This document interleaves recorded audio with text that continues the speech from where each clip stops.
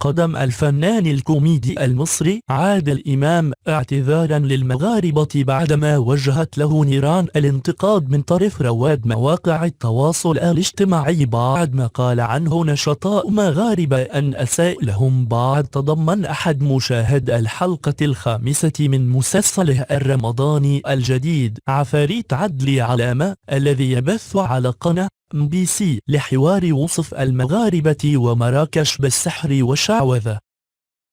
وقال عادل إمام في تصريحات صحفية: لا أنا ولا كل فريق عمل المسلسل نقصد الإساءة إلى الشعب المغربي الشقيق.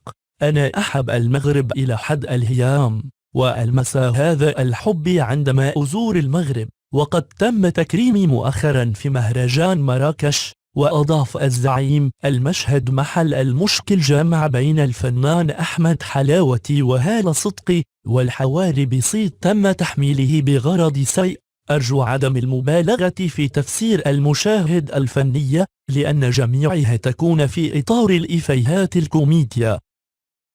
وكان مشهد ظهرت في شخصيتان من المسلسل وهما يتهمان المغرب والمغاربة في حوار بأنهم وراء أعمال سحر وشعوذة مفترضة لأحد الشخصيات التي تظهر بالمسلسل، وهو ما فسره كثيرون بأنها إهانة للمغرب، مما جعلهم يصبون جام غاضبه على طاقم المسلسل بمن فيهم النجم عادل إمام.